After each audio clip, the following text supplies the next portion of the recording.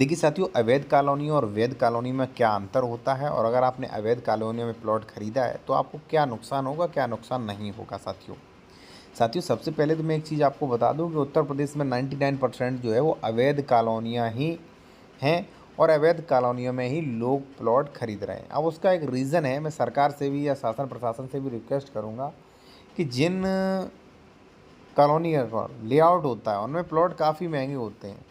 कोई प्लॉट 50 लाख का आ रहा, कोई 70 लाख का, क्योंकि भाई जब उसमें 25-30 फुट की सड़कें होंगी, उसमें पार्क होगा, उसमें अच्छी सीवरेज की व्यवस्था होगी, उसमें लाइट की व्यवस्था होगी, ठीक है। और देखिए जो भी लेआउट पास करवाता है वो राजस्व विभाग की एनओसी लेगा, पर्यावरण विभाग की एनओसी लेगा, वो तमाम विभागों की एनओसी लेगा, तो भाई उसकी कॉस्ट भी ज़्यादा आ जाती है। तो भाई वैध कॉलोनियों में काफ़ी महंगा प्लॉट होता है। पहली बात तो इसलिए जनता है उसे अफोर्ड नहीं कर सकती। सरकार को इस चीज़ को ध्यान में रखना चाहिए और कोई नई स्कीम लाना चाहिए। पहली चीज़ तो ये है साथियों। दूसरा, हमारे पास जितने भी डॉक्यूमेंट्स वेरिफिकेशन के लिए आ रहे हैं साथियों, उसमें 99% अवैध कॉलोनियों का ही वेरिफिकेशन आ रहा है।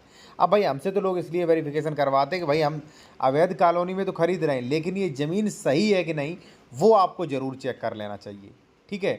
देखिए साथियों, एक चीज़ मैं और आपको बता दूं, कई लोग हमारा कॉन्टैक्ट नंबर वीडियो की उसमें कमेंट बॉक्स में मांगते हैं, तो भाई हमारा कॉन्टैक्ट नंबर आपको वीडियो की डिस्क्रिप्शन में मिल जाएगा। अगर आप कोई कानूनी सलाह लेना चाहते हैं या कोई डॉक्यूमेंट्स चेक करवाना चाहते हैं या कोई प्रॉपर्टी खरीद रहे कंसल्टेशन या आपको डॉक्यूमेंट्स वेरिफिकेशन करवाना है कि ये प्रॉपर्टी विवादित तो नहीं, सरकारी तो नहीं, तो आप चेक करवा सकते हो। कॉन्टैक्ट नंबर हमारा वीडियो की डिस्क्रिप्शन में मिल जाएगा। सबसे पहले तो वैध कॉलोनियाँ कौन सी होती, तो साथियों वैध कॉलोनियाँ वो होती हैं जिनका लेआउट पास्ड हो, रेरा रजिस्टर्ड हो, वो वैध कॉलोनियाँ होती हैं। अब वैध कॉलोनियों में होता क्या है, जैसे मान लीजिए उन्होंने कोई कॉलोनी कॉलोनाइजर ने काटी तो सभी विभाग उस पर एनओसी देते हैं, रजिस्टर्ड होती हैं, रेरा रजिस्टर्ड होती हैं, इसलिए उनकी काफ़ी महंगाई हो जाती है। लेकिन हाँ, ऐसी कॉलोनियाँ सिक्योर होती हैं, उनमें प्रॉपर्टी लेना सिक्योर होता है, ठीक है। क्योंकि फिर इसमें ये नहीं है कि ज़मीन सरकारी तो नहीं, फिर उसमें ये भी नहीं है कि आप पता चले किसी में प्लॉट ले रहे हो, किसी गाठा में कब्जा मिल जाए, तो ये चीज़ भी सिक्योर रहती है, पहली चीज़। अब बात आती है साथियों अवैध कॉलोनियों में प्लॉट खरीदने के नुकसान क्या है। सबसे पहले तो मैं ये कहूँगा कि देखिए 99% अवैध कॉलोनियों में लोग प्लॉट खरीद रहे हैं। अब आप सोच रहे हो जो ये लेआउट दिखा देते हैं वो लेआउट नहीं माना जाता, जब तक लेआउट पास नहीं होगा, रेरा रजिस्टर्ड नहीं होगा, तब तक मान्य नहीं होता है, ठीक है। ये जो नक्शा आपको दिखाते हैं उस नक्शे की कोई वैल्यू नहीं होती है अवैध कॉलोनी के नक्शे की।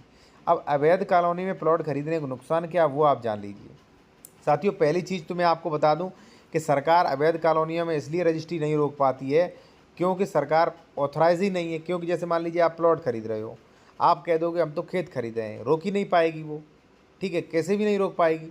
हाँ, जब आप निर्माण करते हो फिर बुलडोजर चलता है, ठीक है ना। तो सबसे पहले तो अवैध कॉलोनियों में ये नुकसान है कि निर्माण वगैरह करने पर सरकार के जो भी अथॉरिटी होती हैं वो रोकती हैं और पैसे लेकर उनके अधिकारी आपको क्षमा कर देते हैं, ठीक है। पहली चीज़ तो ये है, पहले या तो सरकार रजिस्ट्री पर रोक लगाए। दूसरी चीज़ साथियों ये है कि अवैध कॉलोनियों में क्या होता है, अवैध कॉलोनियों में ज़मीन सरकारी भी होती है और वो रजिस्टर्ड भी कर सकते हैं। अब आप कहोगे सर मैं तो खतौनी देखी, आपने खतौनी देखी लेकिन क्या है कि आकार पत्र 41 नहीं देखा, ठीक है। तो अगर आप मान लीजिए अवैध कॉलोनी में प्लॉट खरीद रहे हैं तो उसकी जांच पड़ताल थोड़ा अच्छे से करें साथियों। कम से कम आप ये जरूर चेक कर लें कि ज़मीन सही है कि नहीं। ज़मीन सही है तो कम से कम कंपनसेशन तो मिल जाएगा, ठीक है। और अगर मान लीजिए आप चेक करवाना चाह रहे हो कि प्रॉपर्टी सही है कि नहीं, तो हमारा कॉन्टैक्ट नंबर आपको वीडियो को डिस्क्रिप्शन में मिल जाएगा, आप संपर्क कर सकते हैं, अपने डॉक्यूमेंट्स वेरिफिकेशन भी करवा सकते हैं, ठीक है।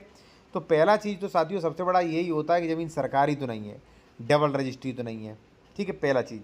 दूसरी साथियों की जो भी सड़कें हैं, ठीक है, वो प्रॉपर्टी ओनर के नाम रहती हैं, जो जो उसका कॉलोनाइजर का जो मालिक होता है, मेन मालिक, उसी के नाम सड़कें हैं।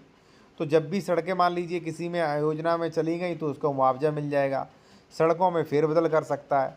और ये जो लेआउट दिखाते हैं इसका कहीं रजिस्टर्ड तो है नहीं, तो बाद में भविष्य में ये भी दिक्कत हो सकती है कि चौहद्दी संबंधित लेकर परेशानियां आ सकती हैं। तो ये थोड़ी बहुत परेशानियां होती हैं। और सबसे ज़रूरी और सबसे मेन चीज़ आप ध्यान रखिए कि अगर आप अवैध कॉलोनियों में प्लॉट खरीद रहे हैं, क्योंकि 99% लोग अवैध कॉलोनियों में प्लॉट खरीद रहे हैं, तो उस ज़मीन की जांच पड़ताल अच्छे से कर लें भाई कि ज़मीन की डबल रजिस्ट्री तो नहीं है, अंश से अधिक विक्रय तो नहीं है, श्रेणी नंबर क्या है, खातेदार का वर्ग क्या है, सरकारी ज़मीन तो नहीं है, कोई उस पर केस तो नहीं चल रहा है, डिस्प्यूट तो नहीं चल रहा है, वो चेक कर लें, लोन तो नहीं, वो चेक कर लें। और ये कोई भी डॉक्यूमेंट्स आप चेक करवाना चाहते हो तो हमारा कॉन्टैक्ट नंबर भी आपको वीडियो को डिस्क्रिप्शन में मिल जाएगा साथियों। ठीक है, धन्यवाद।